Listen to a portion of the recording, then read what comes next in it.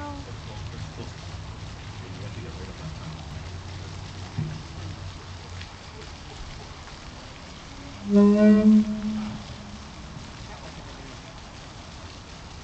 second selection is from Tim O'Brien's book, The Things They Carried, which has been picked by Scranton Reads on our One City, One Book selection for this year.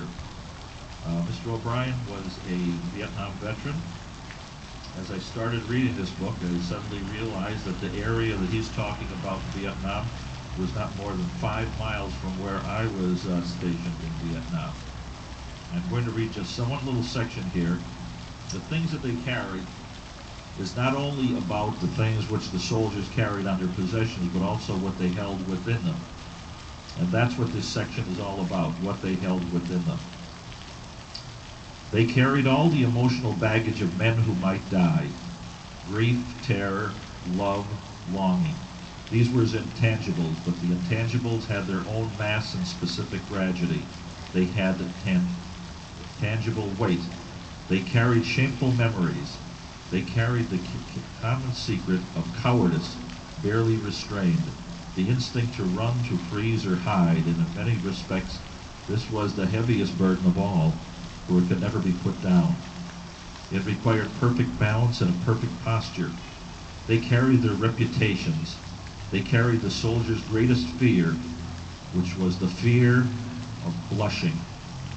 Men killed and died because they were embarrassed not to. It was what brought them to the war in the first place.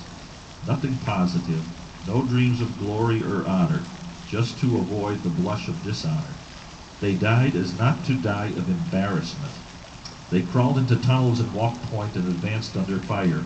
Each morning, despite the unknowns, they made their legs move. They endured. They kept humping. They did not submit to the obvious alternative, which was simply to close the eyes and fall. So easy, really.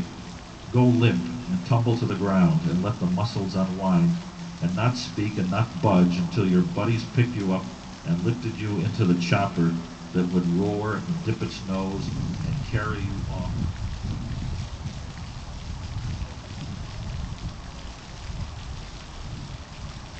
to the real world.